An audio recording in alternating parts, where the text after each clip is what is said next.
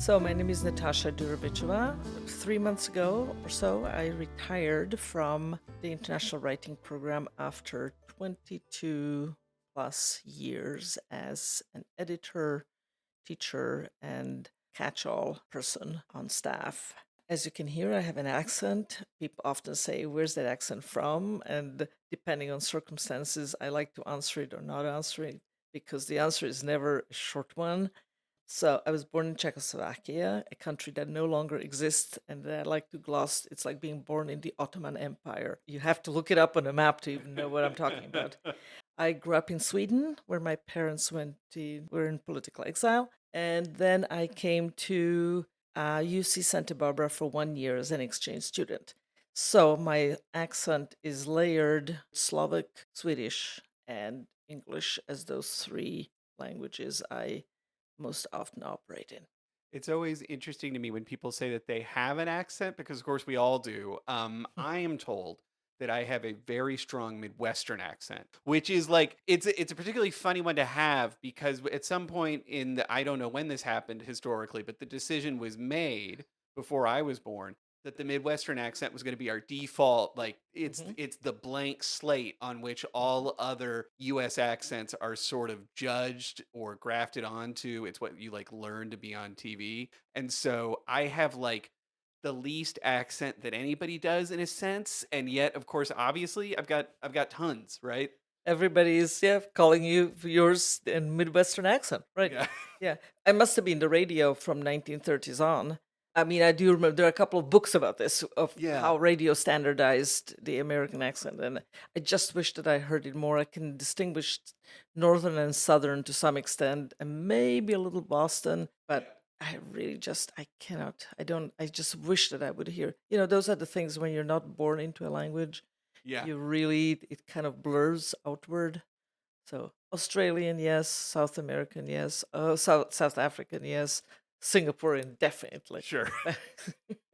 Well, and the southern accent in the US versus the northern accent is such a funny thing too, because it has at this point become such a like cultural political thing that like what we call the southern accent is more like it's the accent used by people who sort of identify with the South in various regards, wherever they happen to be geographically, right? Like I grew up around tons of people in Indiana with what you would call a southern accent, which was not Well, geographically southern. well, Indiana has its southern roots there, Yes, So for yeah. sure.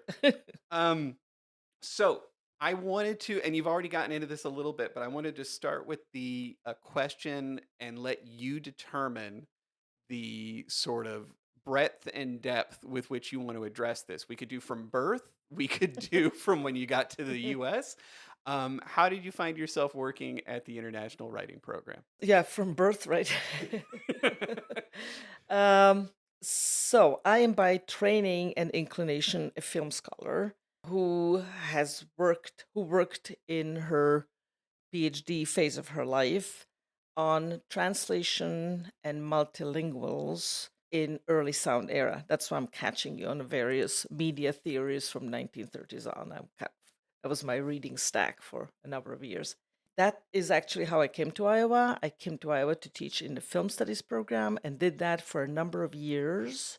But then, in a variety of ways, life turned out differently, and I continued to teach somewhat for film studies off and on. But after a pause, which had to do with personal matters, the IWP was going through a kind of a crisis. That crisis, the nadir of that crisis was the program almost crashing, just about crashing. And then through a series of magic circumstances, it rose like phoenix out of the fire.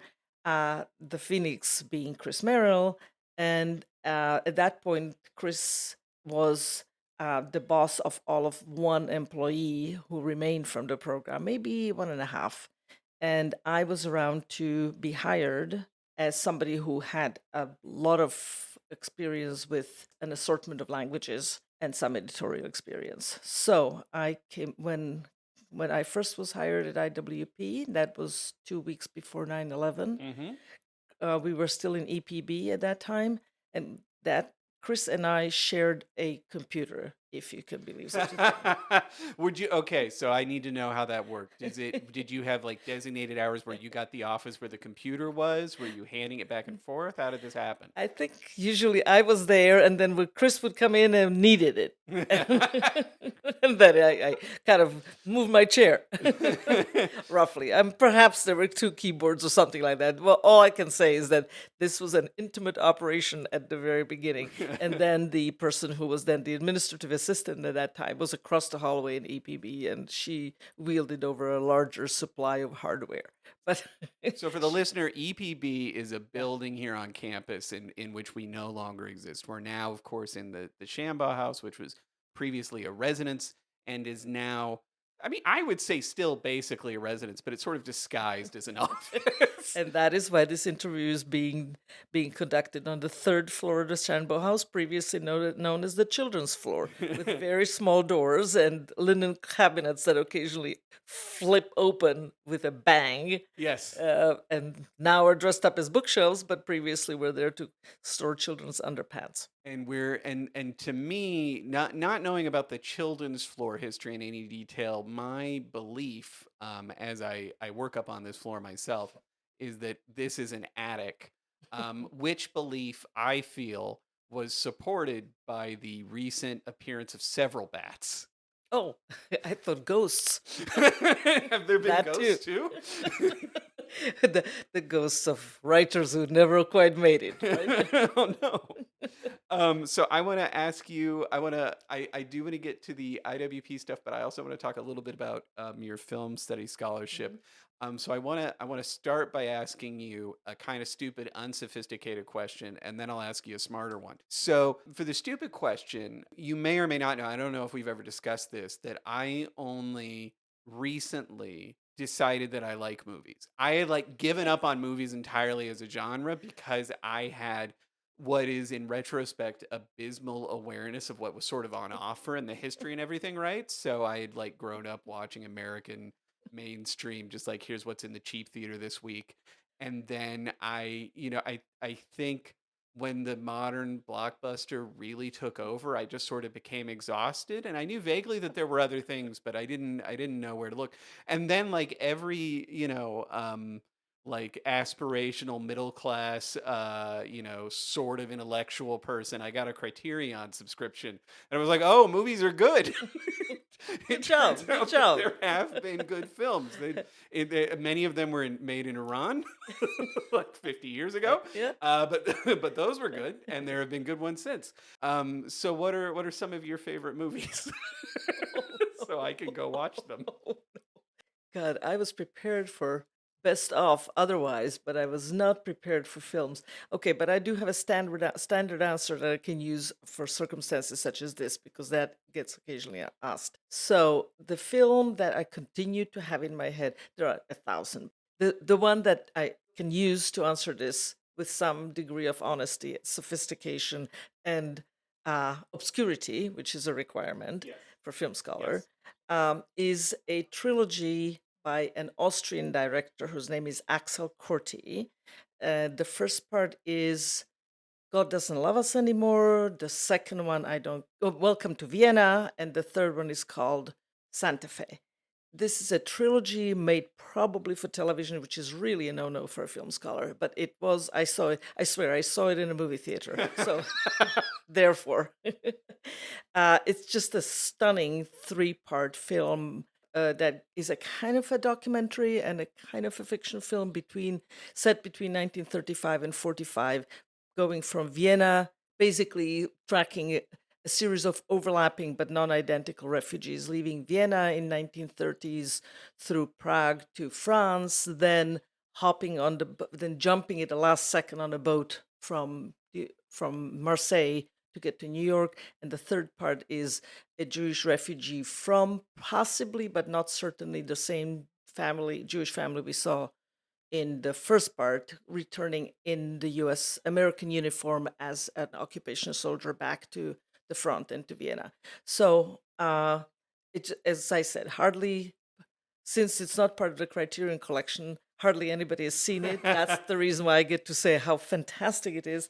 And for some reason, I think that that kind of migratory pattern, or the loop that the characters, but the non-identical characters, it's not like a trilogy. It is a trilogy, but it's not, the characters are not continuous. So it simply stands in metonymically for the flow of people who move from one place to another, to another, to another, and change roles as they migrate. So that check. Yeah. Yeah, that Okay. sounds Good. interesting. What makes it so good? What's so cool about it? Well, just that, that it's well, first of all, it must have been, I don't, I've seen it twice and it's still in my head, but I think it's in part the under narration of it. There is not, you see places and people, but you have to fill in the narrative, and anybody who's lived in Europe long enough, through enough historical changes, can fill in those unspoken shifts and cataclysms.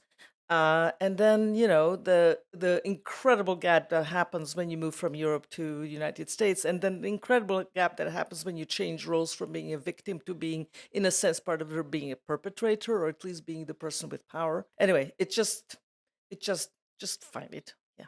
Yeah, Watch it. Yeah. that sounds interesting and complicated. I'm still sort of like working through my Tarkovskys over here. It's also complicated. That too is not always so clear. Yeah. Yeah. Plus, I love Sergio Leone films. How's that? Yeah. That's- So for just that's kind of to perfect. make sure that I don't come off as a snobby elitist here. So Oh yeah, we can't have that. not that I don't.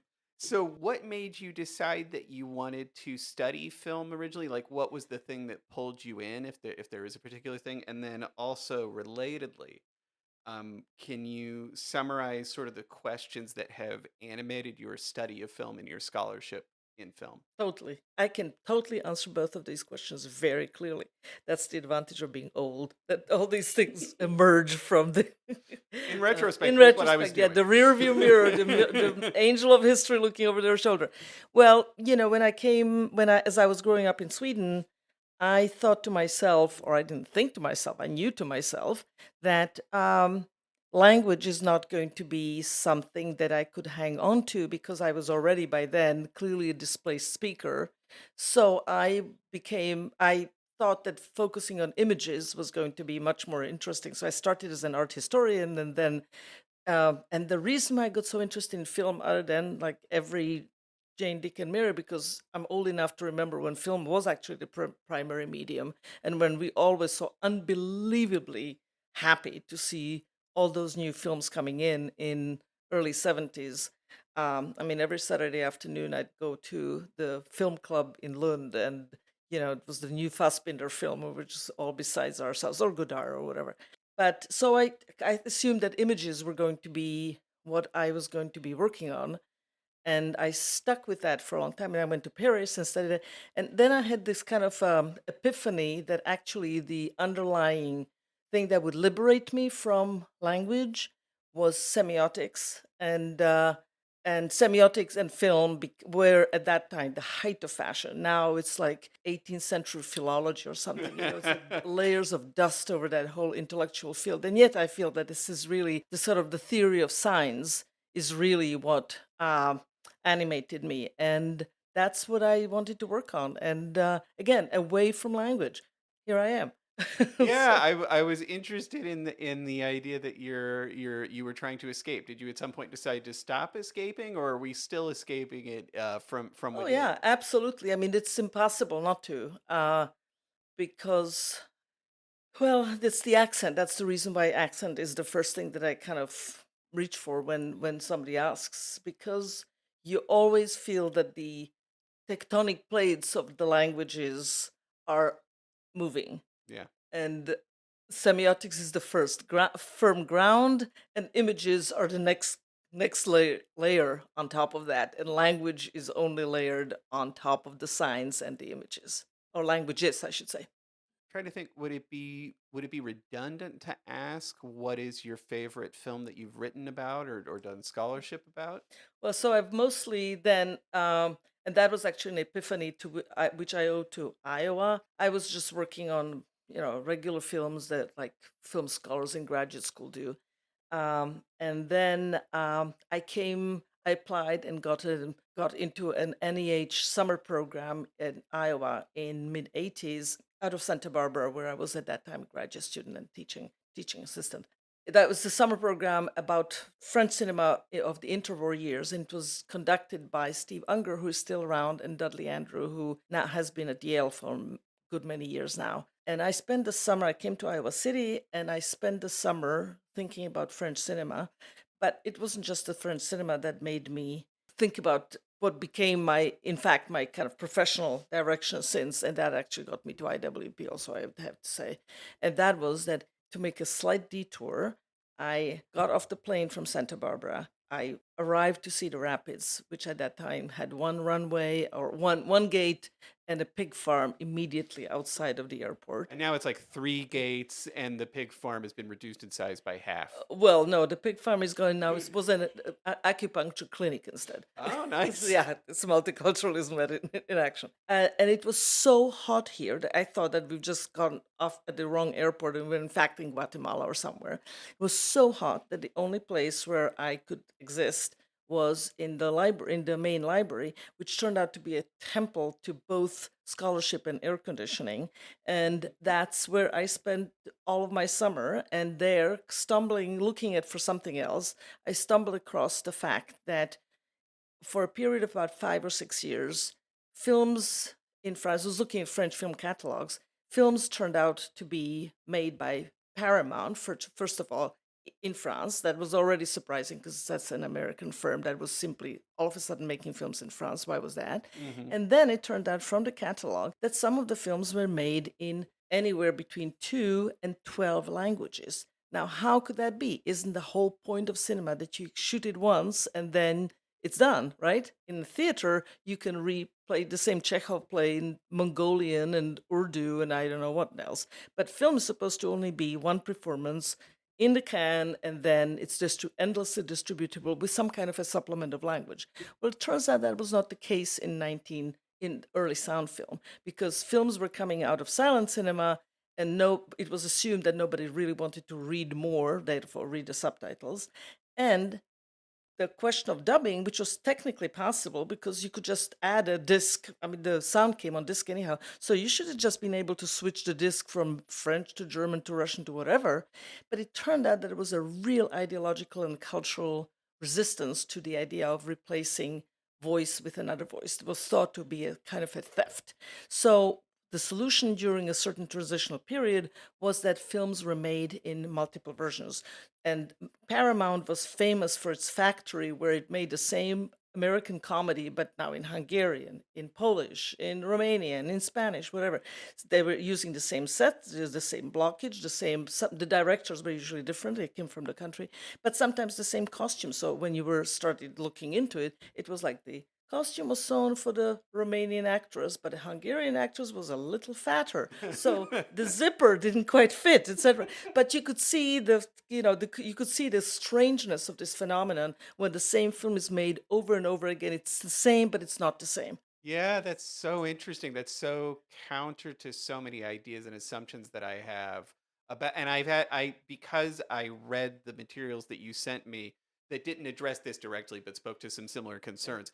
I'm considerably less mind blown than I would have been before I read Damn those it! couple of I should pages. have not let you read it. Yeah, you spoiled me Yeah, on that. right. But yeah, no, because I think partly because film, and it's strange that this is the case because there are other forms that I feel should intuitively have, for reasons of how they are produced, much stronger claims to this, but because film is sort of the auteur's medium, that feels to me like the opposite of how it's supposed to be, right?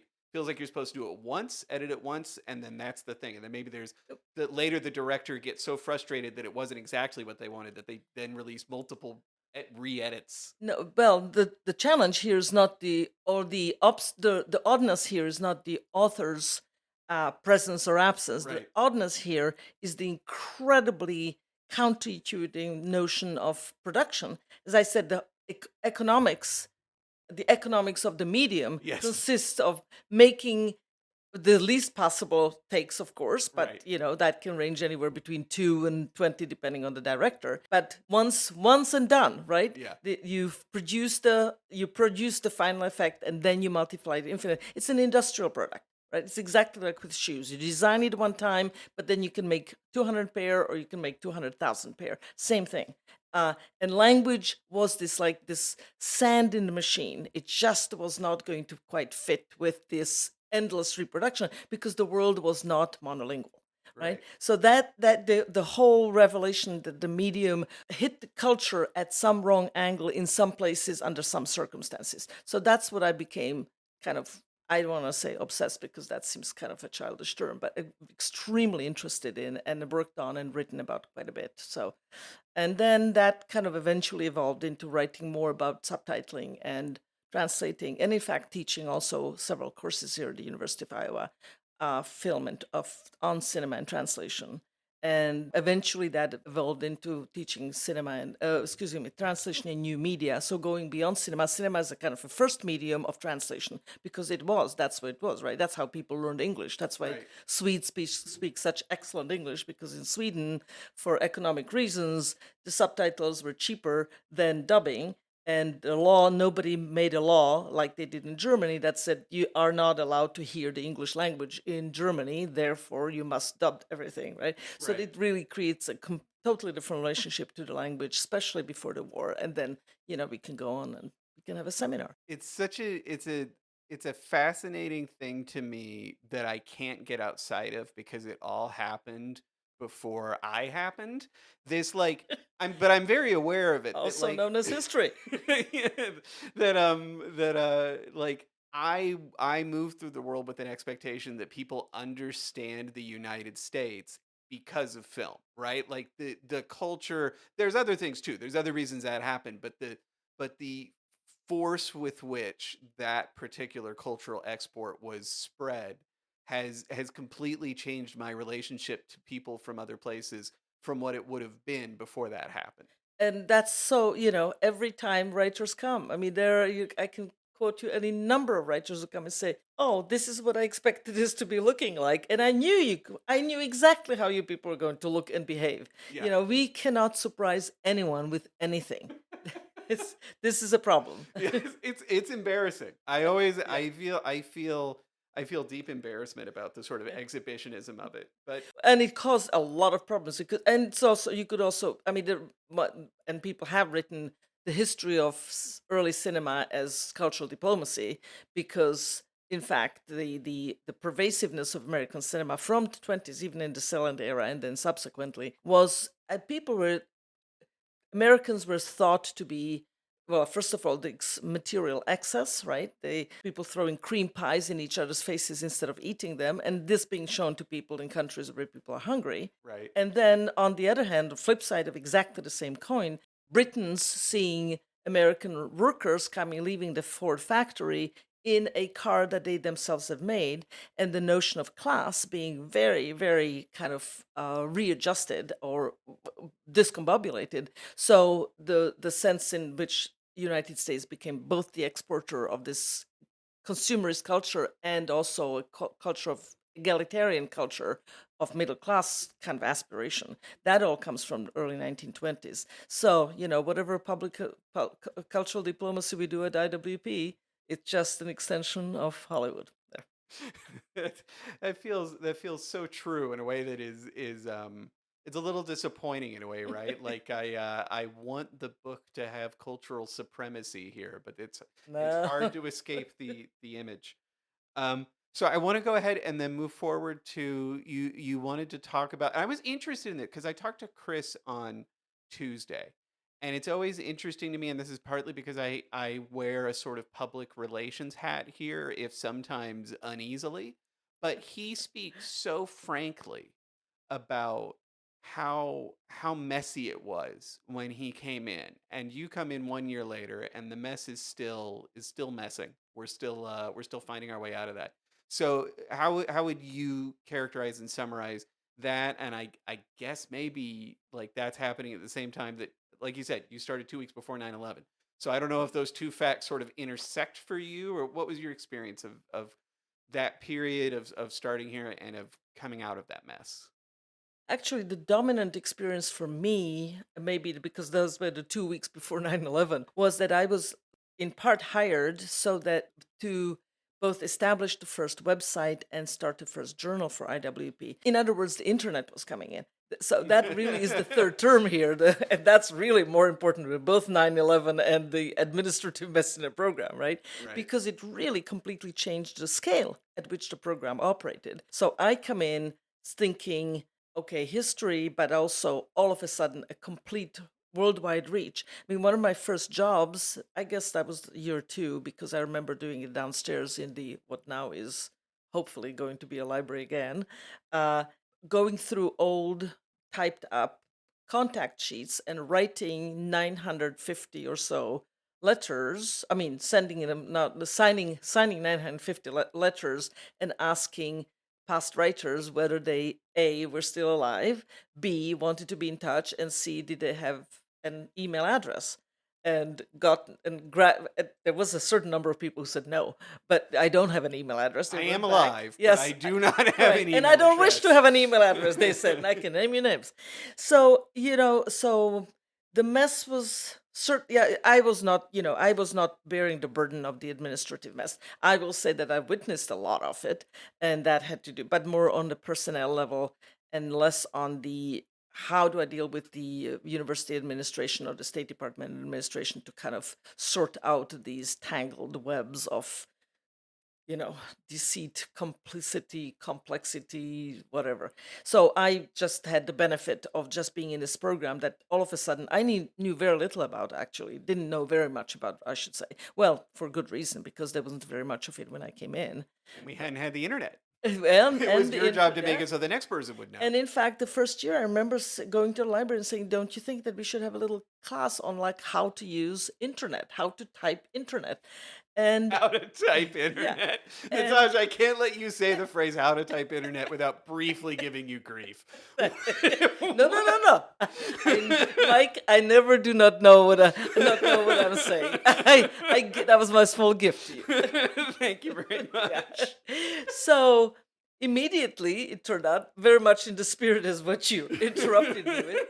Said all the writers knew the internet much better than we did. Yeah. I mean, or most of them. Yeah, It's yeah. and that taught me day one. It taught me the rule of thumb for this program: never underestimate anyone. Yeah. And that's really been kind of the great pleasure of working this program. You just find out that no matter who comes, no matter how weird they seem on paper, no matter how much you like or not like what their literary output is, people are so interesting. And everybody who comes brings something that you never knew about, never heard about, etc. So it just that was really, so that was my experience, was neither the chaos, which I was well aware of but benefited greatly from not having to tackle, Yeah. and B, this incredibly expansive worldview that came both for technological reasons and for intellectual reasons. Bliss, in other words. So I'm wondering if that process of researching who had been here before, looking for how to contact them, and reaching out, is that sort of the beginning of your interest in archival work with the IWP and the history of the institution? Was that something you were always going to be interested in from the second you got here? No, I was an archivist by temperament when I came here. As all the best papers that I wrote in graduate school were things where I went into paper collections at UCLA.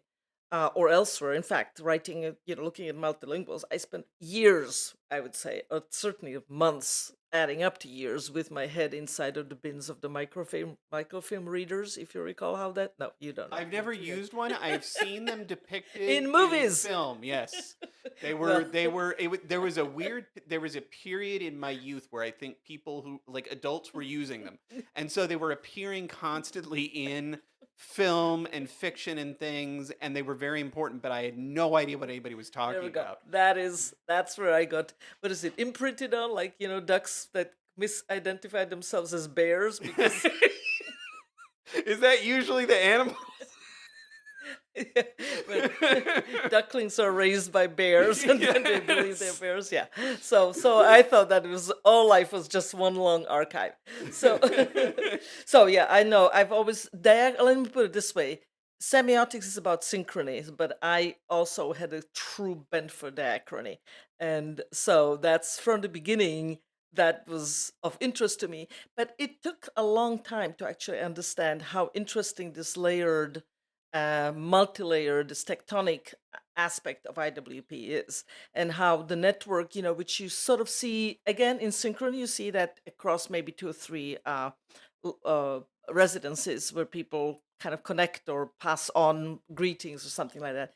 But it's only when you start really thinking diachronically that you see then you start thinking about cultural diplomacy, you think about change, you think about the politics of how disciplines are constructed and how they grow. The whole creative writing industry itself is so interesting, and again, that's where it connects to film, because you think about how did United States get a market, get a corner on creativity, exporting creativity, like, Yeah.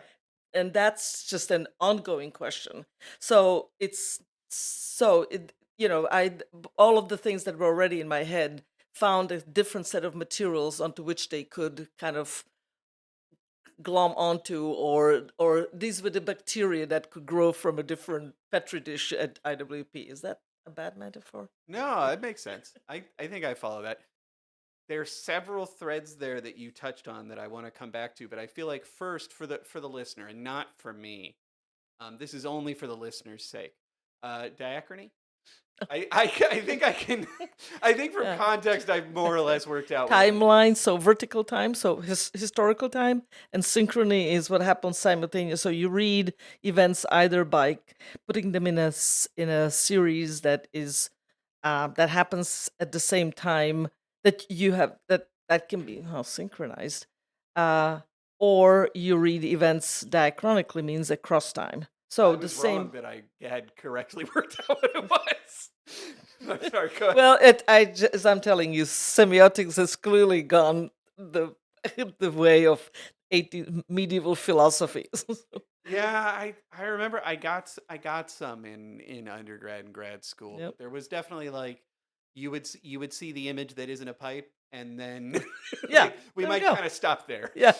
We established that it wasn't a pipe. That was there. And Good then job, we moved though. on. However, yeah, helpful reminder.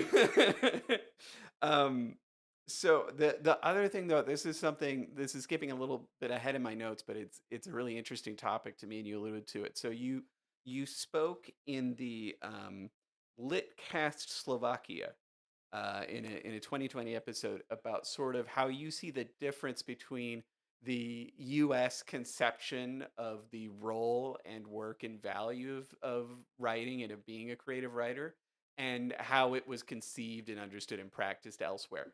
And I mean, I guess I may be asking for you to reiterate that essentially, or to kind of bring it into this context. Like, I'm just curious. What are your thoughts about that? Well, I not that I remember what I said to my Yeah. friend Julia Sherwood, who was the kind author of. She did that series of interviews there with, I think, mostly for the Ministry of Culture in Slovakia or something. Well, historically, from Romanticism on, and probably before to an extent, but certainly Romanticism came up, put together, or is the source of this figure of the writer, creative writer, as a public intellectual. Lord Byron, or before that, Voltaire. Voltaire was not so much a fiction writer, but a creative writer who at the same time speaks not only to the great public as to produce some kind of cultural artifact, but also as a kind of truth teller or somebody whose kind of acute powers of observation reveal something to the great masses that the masses may not have seen. So this is, as in 19th century, art gradually takes the place of religion, the revelation of an artist. And that figure of the writer as a public intellectual is really what continues, I think, to hold good in a lot of different places versus the United States. But of course, the same thing happened here. I mean, Thoreau or Emerson or, whatnot, but, or subsequently somebody like Toni Morrison or Susan Sontag. But the idea of writer as a professional, creative writer as a professional person is something that definitely was developed in the United States. So it's inherited from a model of learning how to do a craft from the Beaux-Arts tradition. So if you wanted to be a sculptor, you had to learn somebody had to teach you how to do the arm right? If you're a musician, you had a formal training. But writing shifted sort of from being this, in the United States, writing lost the role as a public intellectual and acquired a role as a master craftsman. And that started early on. Iowa likes to think about itself as having sort of invented this, and Yes. that's all, every single text will tell you that. I was curious if you would echo the party line on that. No, I am not me. I'm always I'm skeptical of any monocausal explanation of that. That's right. There's at least a bicausal explanation, because the first time, again, thanks to film studies, you see that the first creative writing courses are offered not at University of Iowa, but at USC in the films, as part of their proximity to the film industry, teaching people how to write screenplays. So now it's not the same thing as writing a poem, etc. So there are all these differences, but the idea of professionalization of creative writing inside of academia has a different provenance there. Right. And with that factory mindset, that makes sense. I didn't say that would come from. I didn't say that. Well, I didn't use the term factory. Well, when you talked about the industrial process of filmmaking, that's what I'm referring to. Of course. No, I mean, you're right. I'm grateful that you said it, not me. Yeah, because there is the sensitivity, particularly at Iowa, about the idea. And I do think that the idea, I don't think that it's true that like MFAs are churning out people who all write the same. And I say that because I don't think that I write much like anybody who got an MFA in the cohort that I was in, and we're like 6 people. So what are the odds? But that is an idea that people are concerned about now, or in some cases frustrated about. Well, and that can then be plugged into a whole number of other sort of media developments. But for me, what was interesting, and I think that I didn't record that may have been what I've talked about in that previous interview, was the difference in the role that a writer plays in this public sphere. And I became aware of that after 1989, when all those intellectuals from Eastern Europe who fled because they were public intellectuals and spoke truth to power and got themselves in deep waters, returned from their 20 years of stay, especially in the United States and Canada. And what were they doing during that time? Well, some of them got jobs as teaching creative writing, because that was what their credentials were when they came in the 60s and the 70s. And now they return back home to their old country, be it Poland or Czechoslovakia, and suddenly are going to be teaching creative writing this American style, meaning you can professionalize yourself rather than being a public intellectual. You can professionalize yourself as being a craftsman. And I think that gap and that contradiction, I think, has now really disappeared in the last 30 years. And now everybody follows more or less the American model. It was fascinating to listen to a brand new book that came out from Columbia Distributes it, by a Chinese scholar who teaches at Grinnell, called Transatlantic Flows. I should know it because it came as an ebook this morning, where she talks about teaching creative writing in China, and where some of the same agenda, essentially the writers as kind of the gadflies, the people who move China forward, who are there to lead the people, but by virtue of being public intellectuals, are now adapting their model of literature to become a productive industry, as it were. Yeah. It's an interesting thing for me because like I've known people who have nostalgia for the public intellectual conception of writing and for public intellectuals in general, right? Because it's a sort of diminishing class here in the US at least. But Non-existent, I would yeah, say. Yeah. that is the general feeling. But it's funny to me because like I'm always a little bit skeptical of when writers do tack a little bit more toward the um, public intellectual model, and that's just because I know writers. So that's because you're an American, Yeah, right? well, but also because like I don't. It has not been my experience that most of the writers I know are better informed, more thoughtful, that they really are necessarily qualified for the intellectual and moral leadership that they might be asked to take on. And so there's always a part of me that's like, I don't want them to do That's public because intellectual you're an work. American. That's exactly my point. I Yeah. mean, literature has not been forced to shoulder that burden Yeah. in the United States. Other people have, not many, and even here you can see, we can totally take a different tack and go towards elitism, populism, the whole thing. But that's not been the writer's obligation, right? Especially not American poets. But Should I I'm ask you to elaborate on that? no, you'd get nowhere. But I'm just thinking Susan Sontag was, one instance of somebody who really had that kind of a double role, Yeah. and she didn't fare well, and in etc. But that's the only one. I mean, I'm sure people would come up with great counterexamples. Maybe somebody like Phil Levine or somebody like that in poetry, but not very much. But that's not the job of an American writer. Yeah. But the Certainly not at job this of a point. Russian and a Soviet writer. Yeah. Yeah. So I kind of want to swing this back around to some of your particular work at the IWP, and I'm specifically thinking of your work with the International Translation Workshop. If you could start by giving a little bit of the history of the idea of the International Translation Workshop, because I think it's interesting.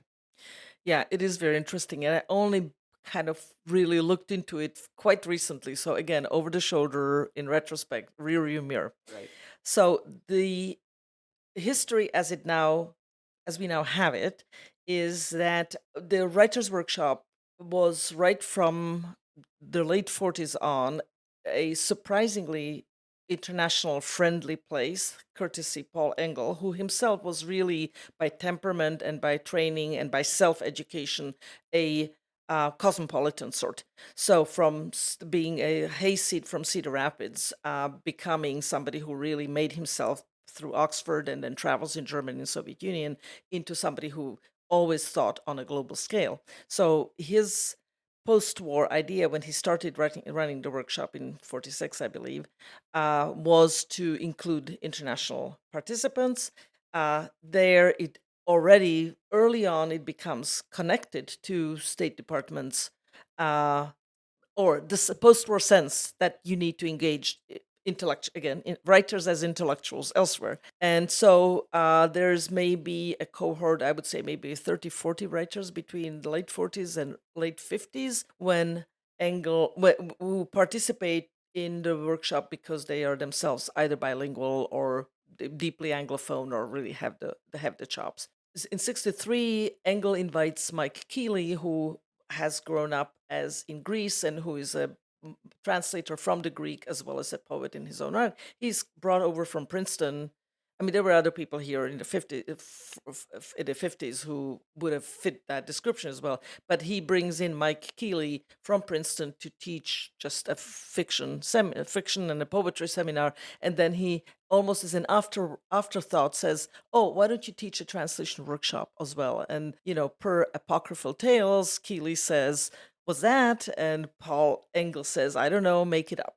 And essentially, I had the long interview with Mike Keeley a couple of years ago before he died.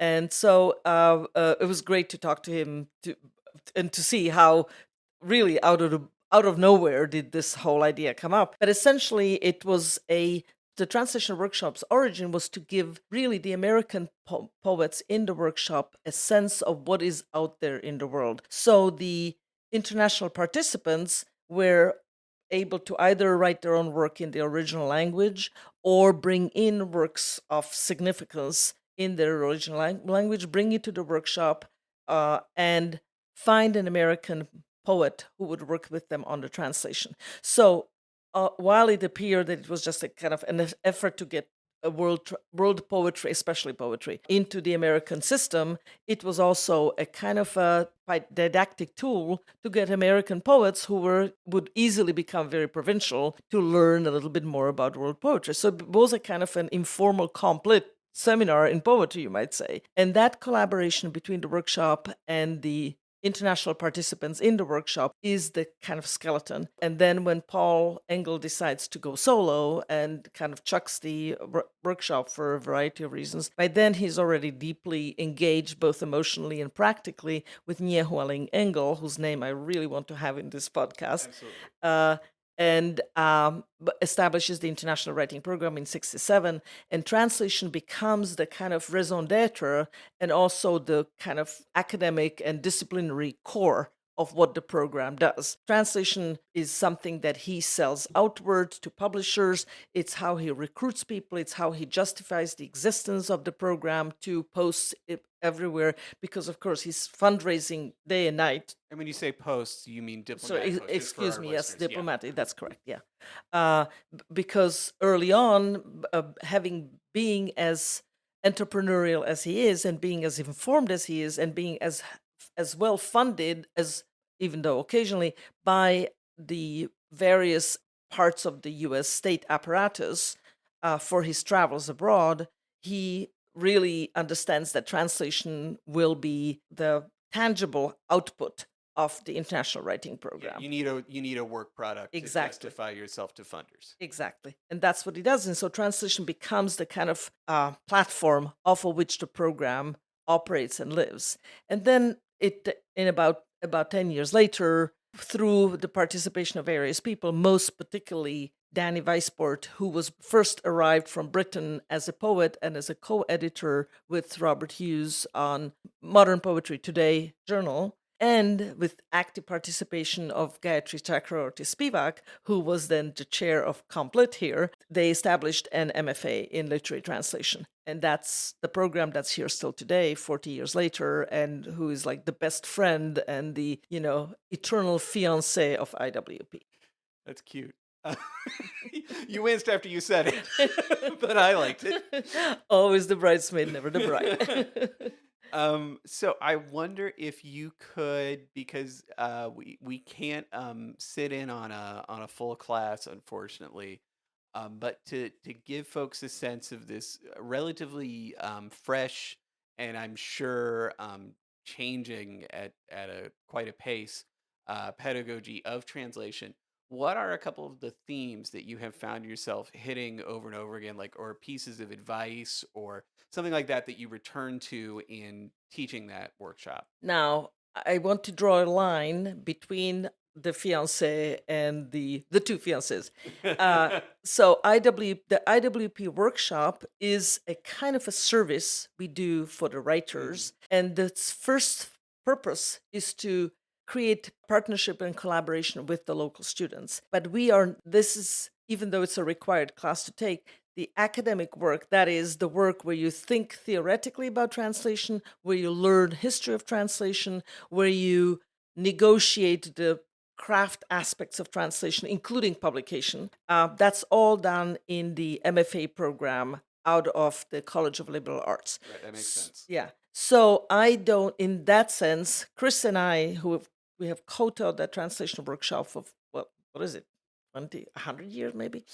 Roughly 100. Yeah, roughly 20 years. When I first arrived, it was taught by a series of visitors, and so I just sat in and watched and saw how to do it. So the job of the IWP's side of translation is not so much to teach students as to give them the opportunity to collaborate with a living author. And that is where there's a huge gap between the MFA program, where usually writers or students are admitted already having an idea about an author that they want to work on, preferably that those authors are dead so that they cannot interfere in the process.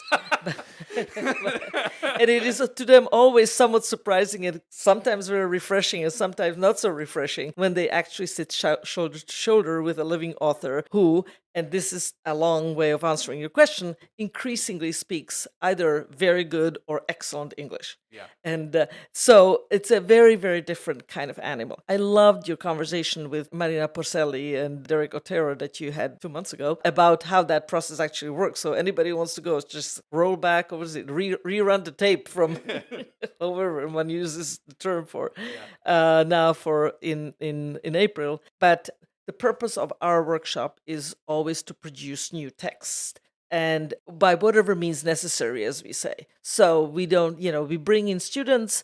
The comparison is always, and that's the way to really adequately describe how we set this up, is a high school dance where you have on one side the writers who are hoping to find a translator while they're here, and on the other side the students who may be from the translation MFA, or they may be from the writers workshop, or they may be from the on a nonfiction NFA program, or they might be even the community members who are there and who bring a language and a desire to translate and are native speakers, more or less. And then the week one is the pairing off, where gingerly we pair off a writer and a translator for the duration of these 10 weeks. Yeah. And that's easy enough, as you and Derek pointed out 2 months ago. It's easy enough when Spanish is the language that the writer brings and the translator seeks. It's a little more difficult when the writer is from Cambodia and we don't really have a Cambodian translator in the crew that lines up that week. But sometimes, I continue to have a great contact with a student. One year we had a Mongolian writer,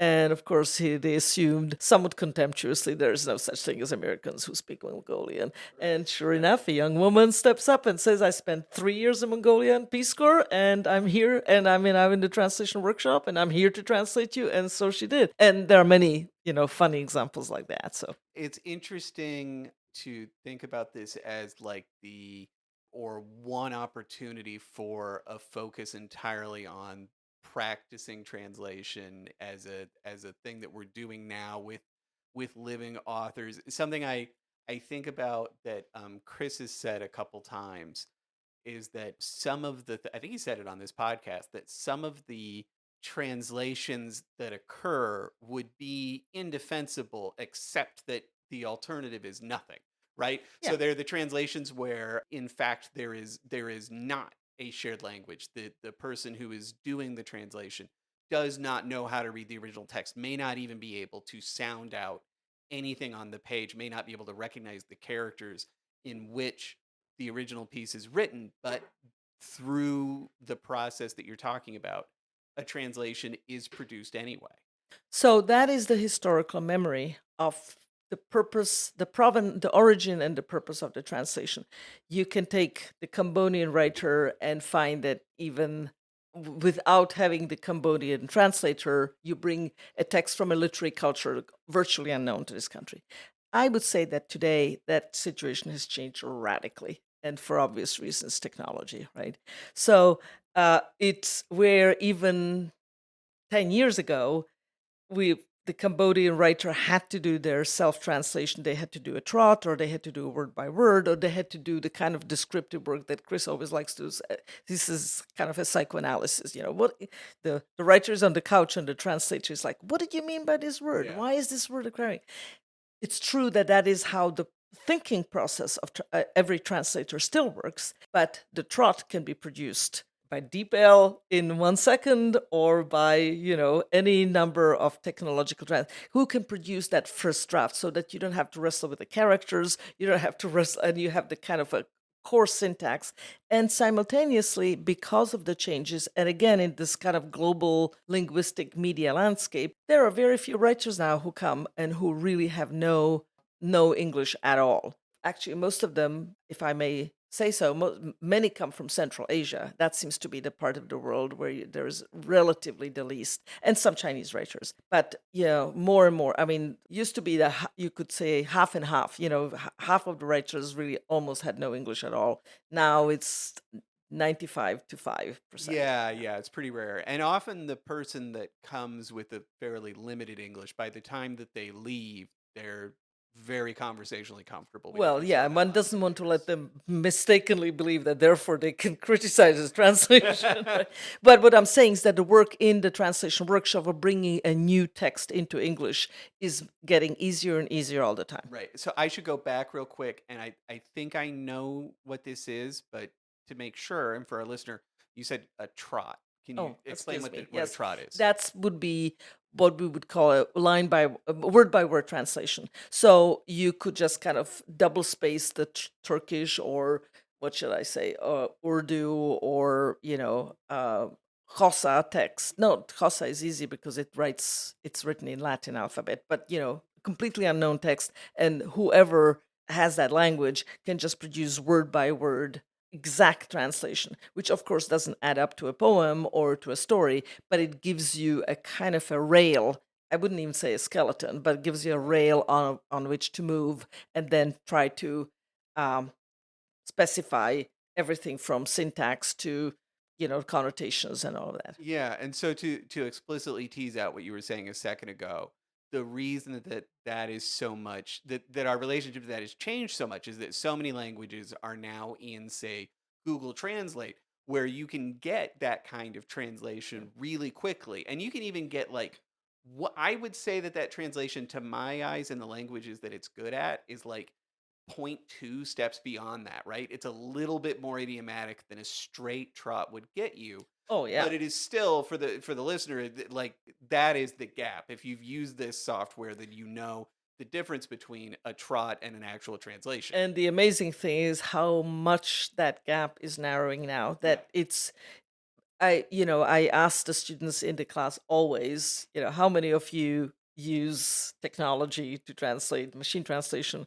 And with great deal of hesitation, everybody raises their hand. Yeah. So even though you may be a translator from, a language you speak fluently or bilingual, nonetheless, people always reach for it, just in part out of intellectual curiosity, just like you would do when, a text is translated several times by several different translators over the years. It's just interesting to see what somebody else's mind, be that your or another translator's or the DeepL mind, has made out of that and with that language. I've been, and this is where I'll be vulnerable, and you'll forgive me the various weaknesses to which I confess. I have been working on my Spanish, and so part of doing that has been I've spent a little time reading a book that is well beyond my vocabulary and trying to do a translation line by line as I go to force myself to kind of find a way to Mhm. negotiate that gap. And if I had been doing this 10 years ago, I would have had a dictionary on hand and I would have looked up words one at a time. And then I would have had to probably find examples of usage to help me negotiate where the idioms, or hopefully in the dictionary I was looking at, there would be examples. And then I figured out from there. Whereas now I just have Google Translate open. And when I don't recognize a word, I put that in. And when I still don't understand how it relates to the other words, I put the phrase in and I see, this is an idiom. I now understand what this means. And this is where going back and having a dictionary, God help us, even a paper dictionary is so much better because you get etymology and you Yeah. get usage. And that's really not the purpose of machine translation. The machine translation can be excellent, and it has its own reasons and it has its own databases out of which it draws. But if you want to use your own head, then you need your own database, Yeah. and that database is a dictionary.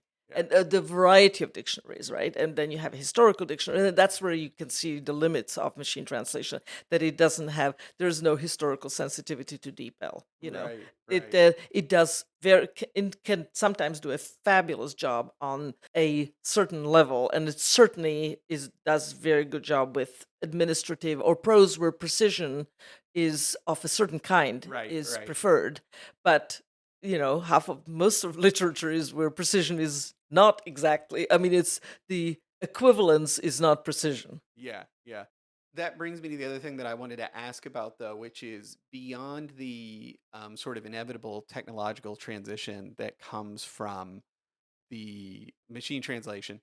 Have there been other like big shifts in the concerns or the approaches or the interests of the students that you've worked with in your time here? Not so much the students, but the writers.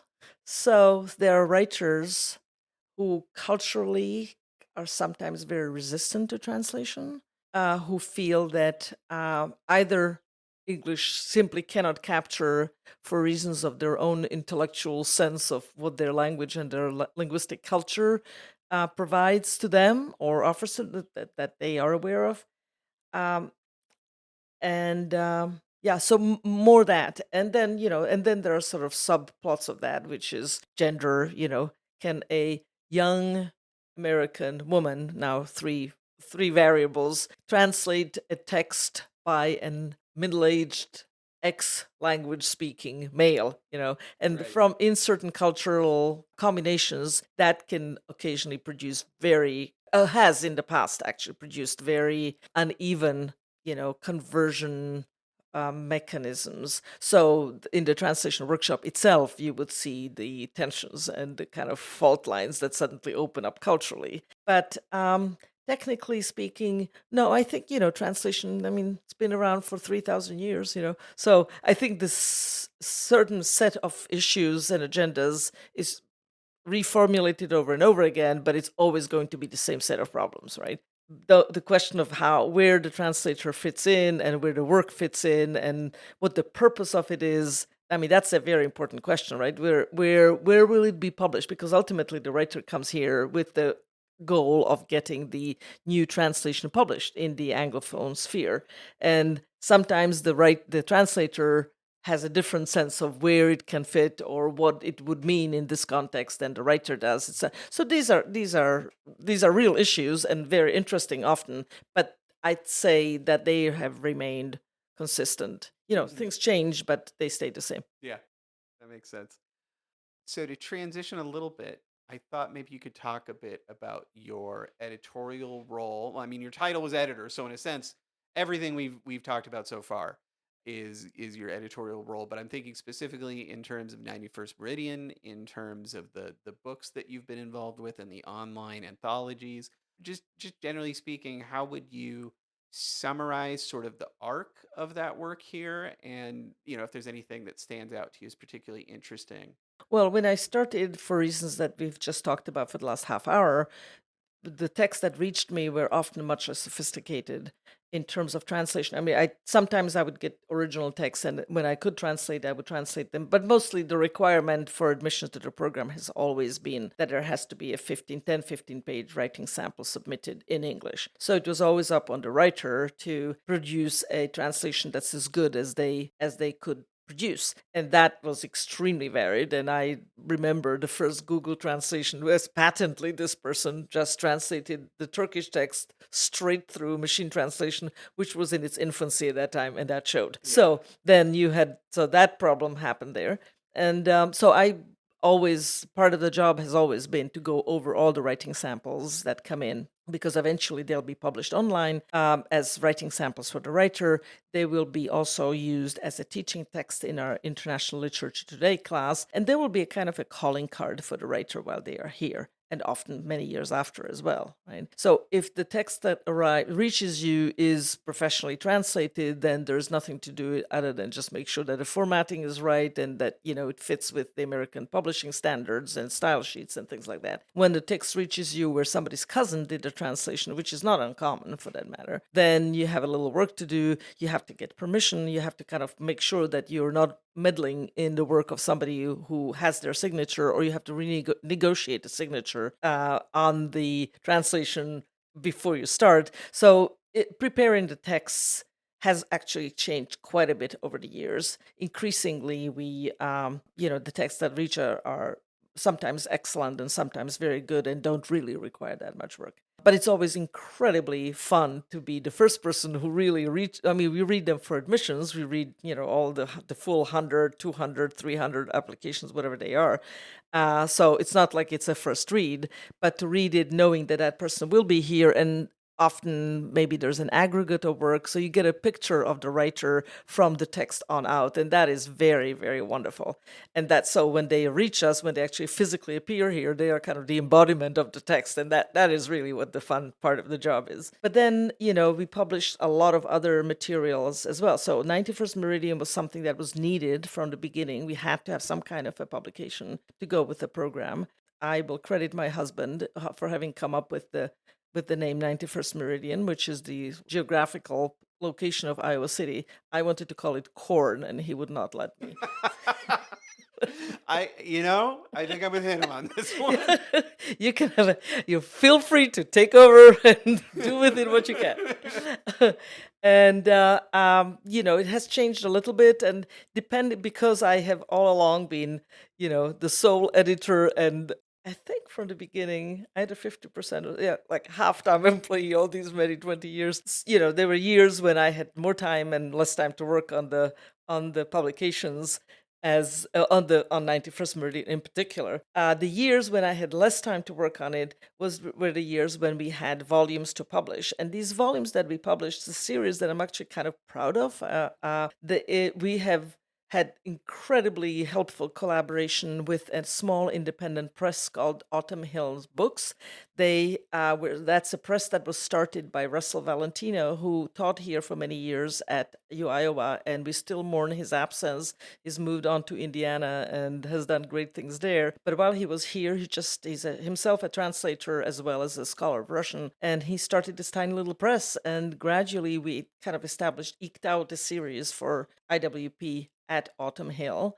And in that series, we don't really usually publish creative work, but we usually publish the output commissioned by us or by the State Department as a result of collaborative projects, conferences that we've done. And so those books have become, so we published maybe 8 or 9 volumes at this point, and they vary tremendously. Some of them were very straightforward. We had a kind of an anthology of collected essays from 3 years of an international conference that we had in Greece, where the editor's job was to gently let the participants whose work was not selected for the publication know that they will not be in the anthology. So that's a traditional editorial job. And then we've had other volumes which came out from other type of conference. In particular, I'm thinking about a conference which was during the Obama years, when attempts were made to kind of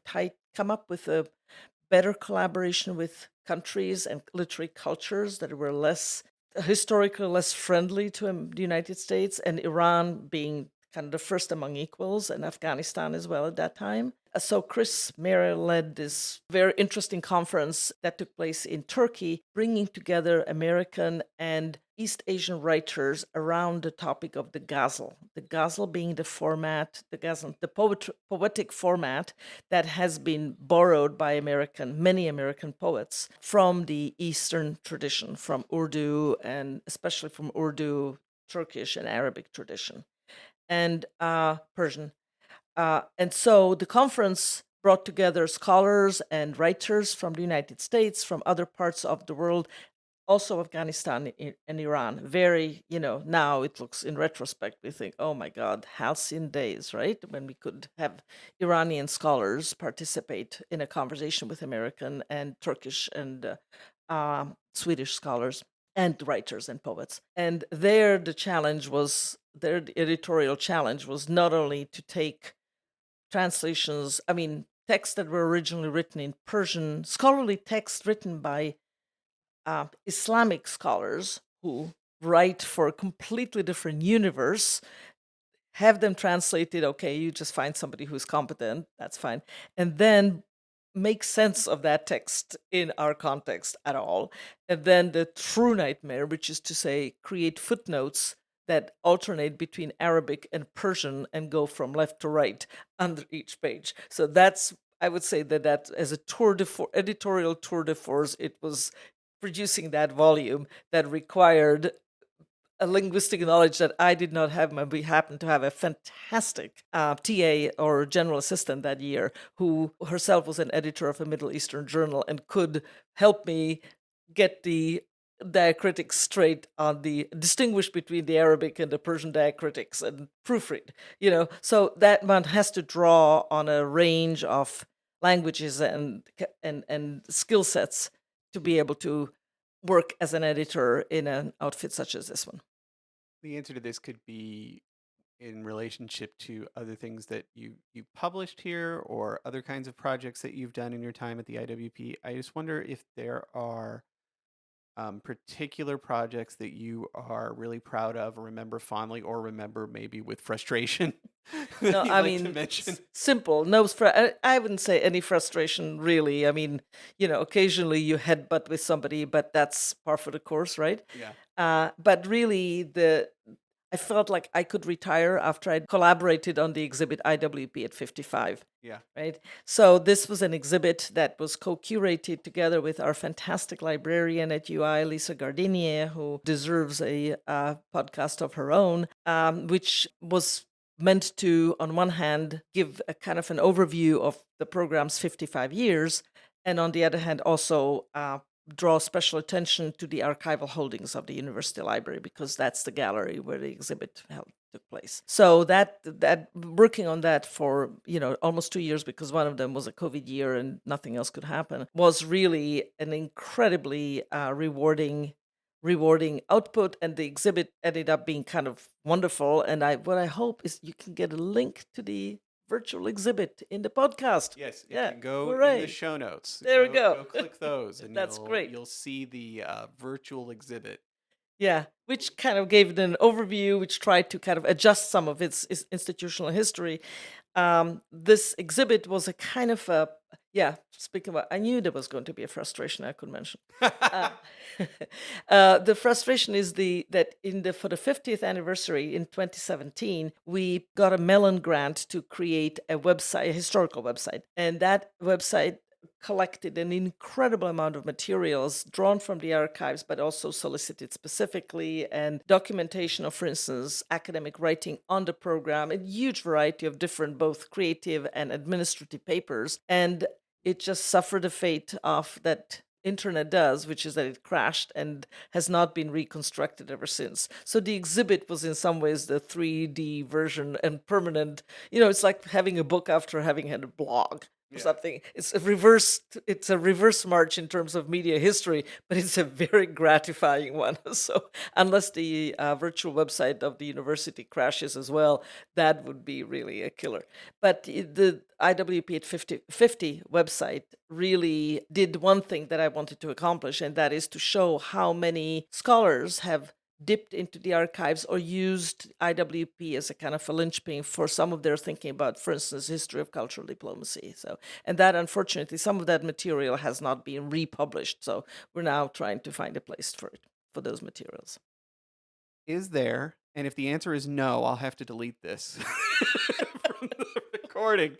No. But are there any writers that you remember particularly fondly from throughout that you'd like to talk about? I'm especially curious about people whose writing you became aware of as a result of the program that then became important to you. Yeah, totally. I knew it. You were going to ask it, and I prepared. I didn't prepare enough because I kind of could have luxuriated in the full array.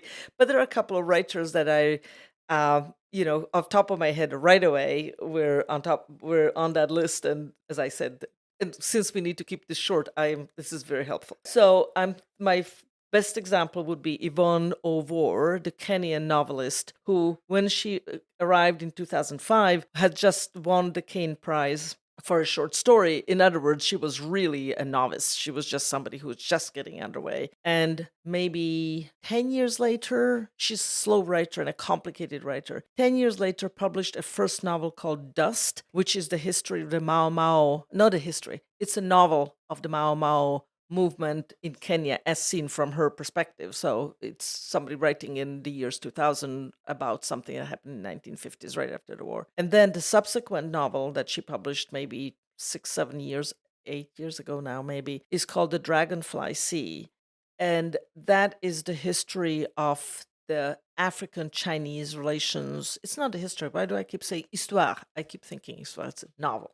about that turns on a East African girl who is claimed by the Chinese as the remote, genetically provable offspring of China's presence in East Africa in 17th century. And from this really kind of incredibly contemporary conceit, because it addresses the presence of China in Africa, Yvonne just writes this epic, complicated novel with thousands of moving parts. And when we were teaching this in International Literature Today, as we always try to do, we always try to teach our alumni text there to the Iowa students. I went and spent a lot of time looking at her sources and discovered that this came from her MFA thesis that she wrote in Australia. But there are dozens and dozens of different. Anyway, it's incredibly readable. She's a poetic writer. It's you sort of swim through the text you have to push your way through the imagery and the syntax of this not at all a linear writer. At the same time as the topics are so thoughtful, it's so complicated. It's wonderful. So Yvonne Over is my number one exhibit, and an equally a number one exhibit would be the array of Chinese writers that we've had here that always, just to use a cliche, blow my mind. I'm going to mention Mo Yan, and I'm going to mention Xi Chuan. Mo Yan, who eventually got the Nobel Prize a few years after he was in Iowa, doesn't need too much introduction because there's so much work about him and by him, and his novels are just so epic, and so they give you a completely sense of China that, well, for anybody interested, that's where you go. But his kind of a counter parallel is the novelist and poet Xi Chuan, spelled Xichuan, who has been very well translated, which is especially by a China scholar whose name is Lucas Klein, and that's where we owe Klein Sichuan, although Sichuan's English is also excellent. And he just represents a kind of a contemporary, edgy thinking, both in the forms of poetry, which is very political and very kind of, for somebody not normally trained in Chinese poetry, you have to struggle with it to really grasp it. But also, he writes essays that just show you the kind of thinking that we use to think in is not the only way to go. It's just somebody who's really a dialectical thinker, let's say, who thinks in contradictions and who thinks in oblique angles that we just don't see. So, they're just people, and I knew nothing about Sichuan when I started here. So, they're just three names. Yeah. One of the great pleasures of working here, but also one of the, I guess I want to say disappointments, has been coming to understand, because I mean, this is me coming from a place of ignorance in several regards, but like, if you'd asked me 10 years ago how much of the great fiction, for example, written in other languages was making its way here in translation, I have no idea what percentage I would have given you, and it would have been a blind guess, but I would have guessed way, way, way, way too high. I would have guessed way too high. And so the opportunity to be part of a process that helps to ameliorate that a little bit, and also gives me a way into reading that helps me to fill those gaps for myself, is probably the great pleasure of being involved in the work here. Yes. That's exactly what one hopes for, right? Yeah, that is. Well, thank you so much for taking the time to talk with me about all this. I really enjoyed it. I knew that I would. And I am glad that we got to make a record of some of what you've learned and experienced here. Thank you for having me. And I can't think about 22 years better spent. So, thanks.